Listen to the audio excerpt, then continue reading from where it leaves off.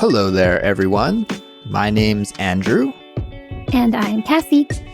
And this is the Culips English Podcast. Hello there, friends. Welcome back to Culips. You're listening to Simplified Speech, the Culips series, which features clear, natural, and easy to understand English conversations about interesting topics. I am joined today by my co-host, Kassy. Hello, Kassy. Hey, Andrew, and hey, everyone. Hope you're all doing well. Kassy, what's the plan for today? What are we going to talk about? We're talking about a pretty cool topic today. We're talking about facial expressions and what our facial expressions communicate to others around us. If you could see my face right now, you would notice that I'm smiling from ear to ear because I'm excited about this topic. So I think this will make for a really thought-provoking conversation. But before we get into it, Kassy, let's remind our listeners about the study guide and transcript for this episode before we forget. Okay, guys, so there is a study guide and transcript that we made that accompanies this episode, and it's designed to help you build your English skills and reach your English learning goals faster.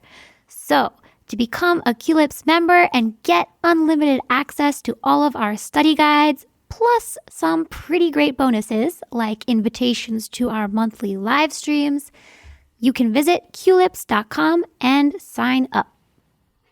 Before we start this episode, we also want to give a shout out to one of our listeners from Spain with the username Ava. I think I'm saying that correctly, Kassy. The spelling is A-H-V-A, Ava.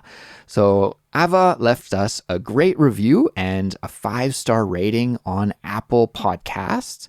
And Ava wrote, I've been listening to your podcast for almost a year from Spain, and I want to thank you about how much my listening is improving with you guys. I like the subjects that you speak about and the idioms and expressions that you use. Every week, I'm waiting for the new episode.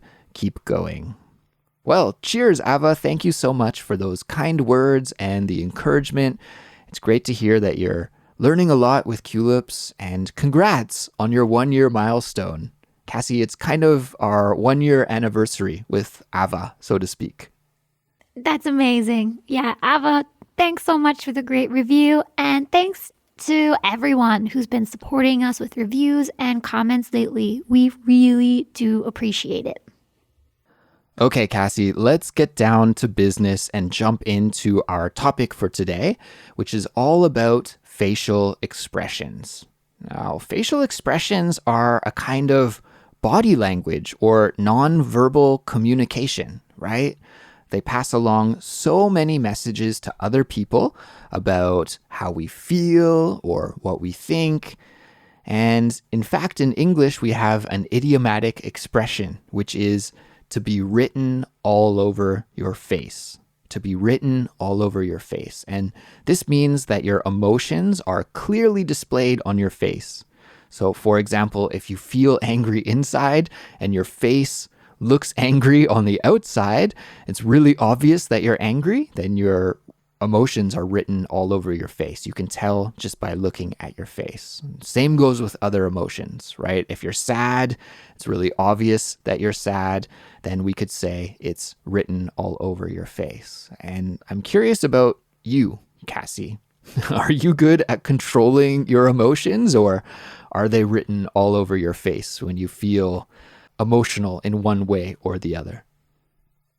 Yes, I am not good at controlling my emotions. Everybody can clearly see if I am happy or ticked off, which means irritated at something, or bored, or any such emotion that you can show through your face. Yeah, Kassy, I'm curious about your perspective because when we hang out, you can obviously see my face, but I can't, right? I can't see my face when I'm talking. So what is your opinion of me? From an outsider's perspective, do you think my emotions are written all over my face, or am I kind of stoic and not too expressive emotionally? I don't know how you are in like a private situation, but you and I are both teachers, and I feel like teachers are pretty expressive emotionally because we want to engage our students. And even on Culips, even though we're speaking over the podcast, we want to engage our audience. So I think you and I both tend to show our emotions on our face. It's written all over our face. Yeah, I would definitely agree with that assessment. I think it's very obvious to people looking at my face. If I feel happy, it's clear that I'm happy. If I feel worried or stressed out, it's clear that I feel worried or stressed out. And these days, I have a new thing that is a tell about my emotional condition. And that is, as I get older, I have this like vein in my forehead. And if I get angry, it kind of gets bigger. And it's like, as my heart starts to race or my heartbeat goes up, then that vein kind of like comes out and it's kind of clear. So I'm like, oh my God, this is terrible. I have this like old man vein in my forehead. Hilarious. Do your students or your wife ever notice that and go, whoop, gotta be careful around Andrew? No, but I think like it is something that I have to be careful about in the classroom because sometimes students do little things that just make me angry, and I'm really careful to not get angry in the classroom and to not even show that I'm angry, even if I feel angry. So you were saying as teachers, we're really expressive, and that's true, but I'm happy to express my positive emotions. But if I feel really angry, because sometimes students, they're not listening or talking, that drives me crazy when I'm trying to teach and maybe some students are in the back of the classroom talking, and I don't care if they don't want to pay attention or don't want to learn. That's their own choice. But when they affect the other students who do want to learn because they're talking during the lesson, that drives me crazy. And I think that's when my vein will start to come out. I'm just kind of seething on the inside, boiling on the inside a little bit. But no, nobody has mentioned it. Nobody has said, Andrew, you look so angry right now. I haven't had that comment. The vein is popping.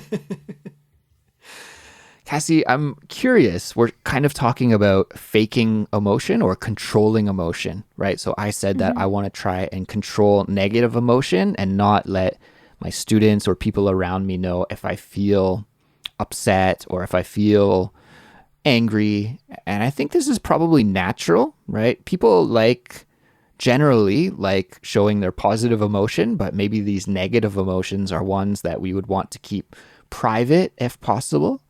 I'm curious, are you good at faking your emotions? Are you good at maybe, for example, laughing at jokes that aren't funny or hiding, if you feel stressed out or worried or something?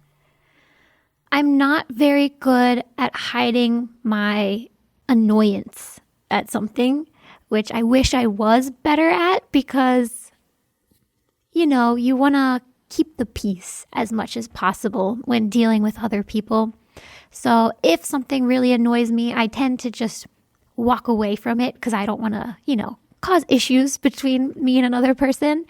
But I am pretty good at faking happy if I need to.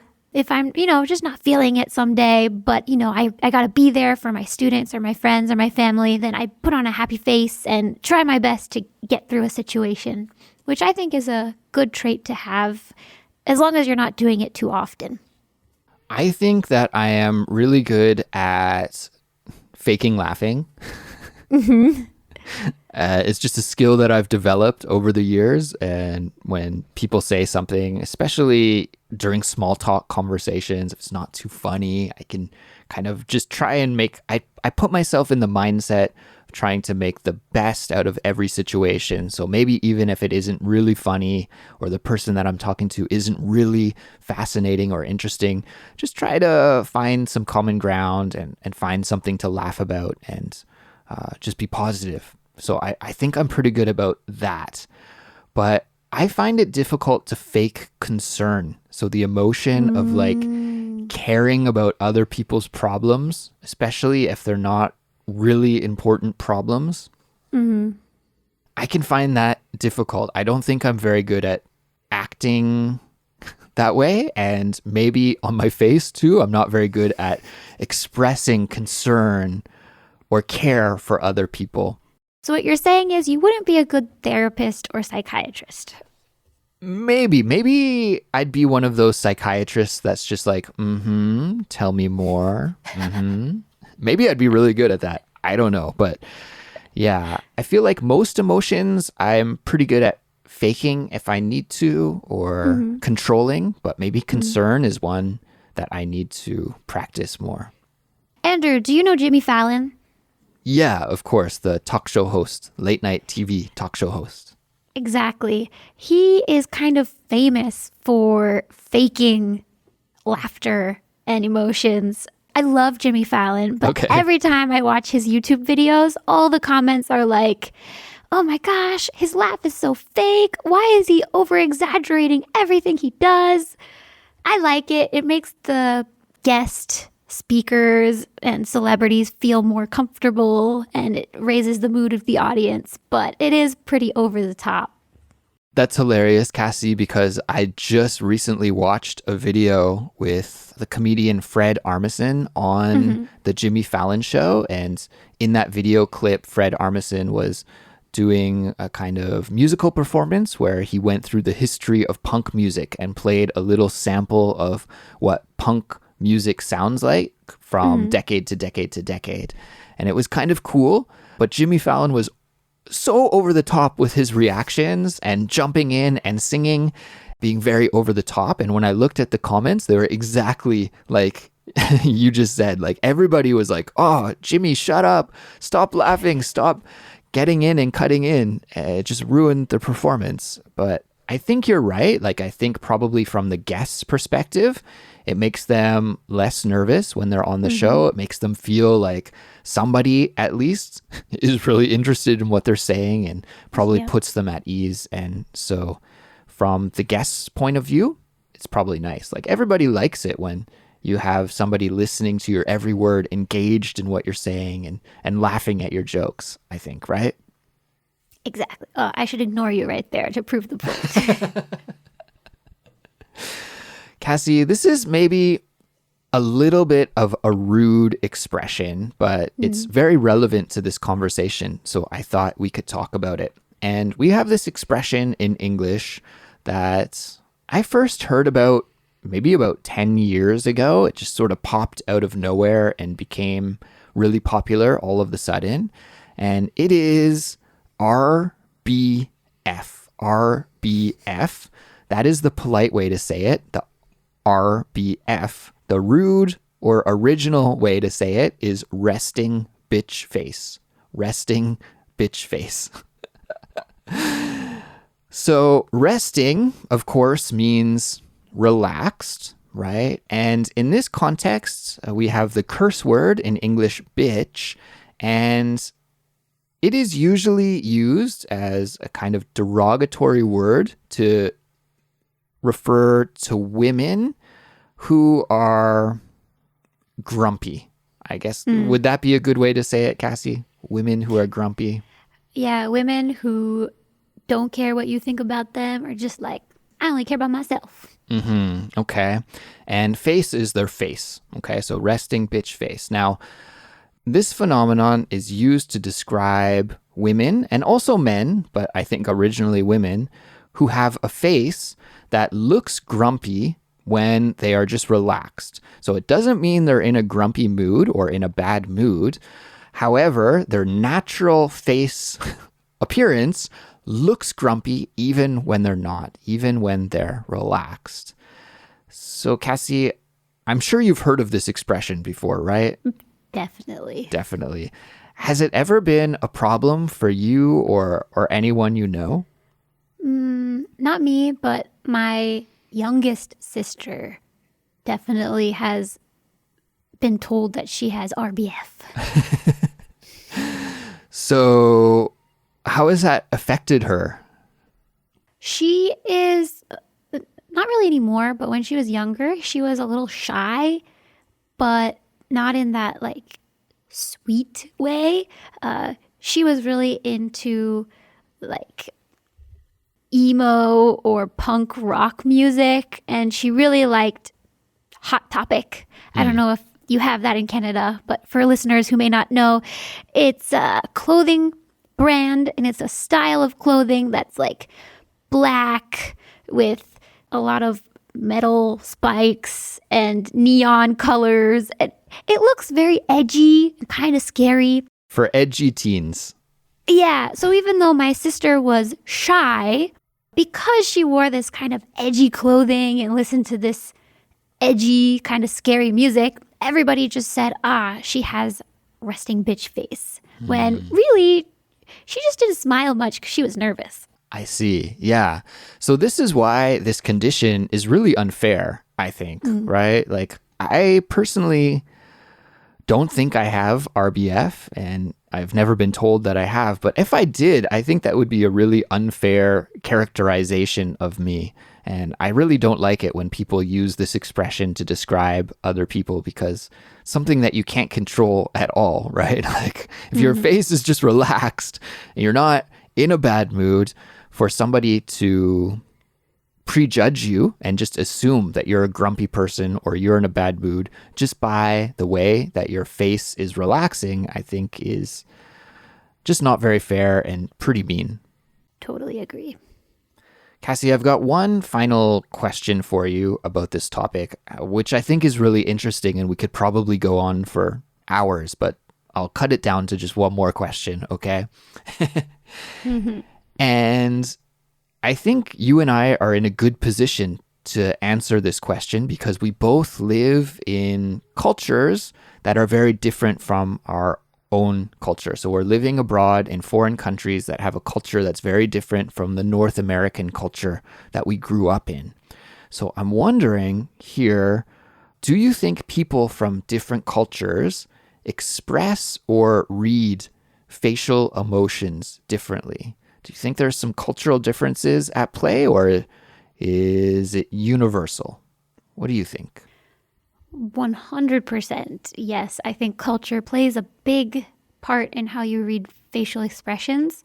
The biggest thing I can think of is in work culture situations, especially in Asian countries. It's all about saving face, not making yourself look bad or your boss look bad or your colleagues look bad. So even if you don't agree with something said, or even if you want to express emotions, I think people are more reluctant to show their true emotions here in Asia than they might be in Western countries. You know, we were talking earlier about faking laughter and faking positive reactions and emotions. I think from my experience in Korea, people will be very friendly to like a boss to their face. And then as soon as the boss leaves, they're like, oh my God, that guy, he drives me crazy. But well, you were just laughing and smiling with him a minute ago. Oh no, he drives me crazy. And that's not to say that that doesn't exist in North America too. People are, we suck up to the boss often to make a good impression. But I do think it's a little bit stronger maybe here in Asia. I think you're right about that, Kassy. I know personally that over the last few years during the COVID pandemic, when we're wearing masks, I find it a little bit difficult to judge people's emotions just by only seeing their eyes. And I found communicating to be really difficult during COVID because, first of all, speaking while wearing a mask is tough because you have to speak at a louder volume that's comfortable. I can't see my conversation partner's mouth. So I learned that actually when I'm speaking in Korean, I rely on looking at people's mouths and hearing their words at the same time to help me understand a message. So when that was taken away, that was difficult. And also just only looking at people's eyes. I couldn't really see their full facial expressions. And yeah, so I found that it was difficult during COVID to communicate because of masking. Yeah, I felt the same way. I also felt like for myself, I had to over-exaggerate my what would you even call that? Eye expressions? Yeah. Because I couldn't use the rest of my face. Totally. I noticed, now here in Korea, we don't have to wear masks outside. For a long time, we had to wear masks outside. That has been removed. So now communicating outside is, back to normal, but still inside, we have to wear a mask. And I notice when I communicate with my students at the university, I'm really expressive with my eyes because they can't see me smiling. They can't see my mouth because it's behind a mask. So like I'm really smiling with my eyes, making my eyebrows go up really high when I'm happy and being extra expressive. So I don't know. This will either be good for my skin in 10 years, like maybe I'm working out all of the muscles in my forehead and I won't have any wrinkles in the future, or it will be the opposite and I'll have lots of wrinkles because I've loosened up the muscles too much or something. I'm not sure. Pretty sure it's the second one, unfortunately. Darn.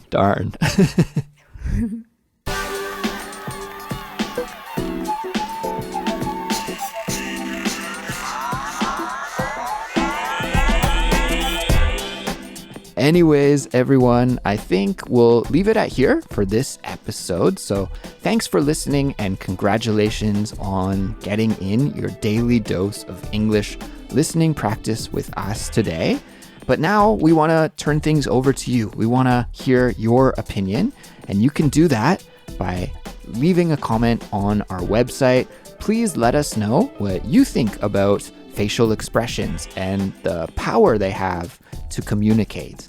We can't wait to learn about what you have to say. If you like Culips, please support us so we can keep making free English lessons each and every week. The best way to support us is by becoming a Culips member. To learn all the details and to sign up, visit our website, culips.com. You can also support us by following us on Instagram or YouTube, telling your friends who are learning English to check Culips out, or by leaving us a 5-star rating and a positive review on your favorite podcast app. We'll be back soon with another new episode. We'll talk to you then. Take care. Bye. See ya.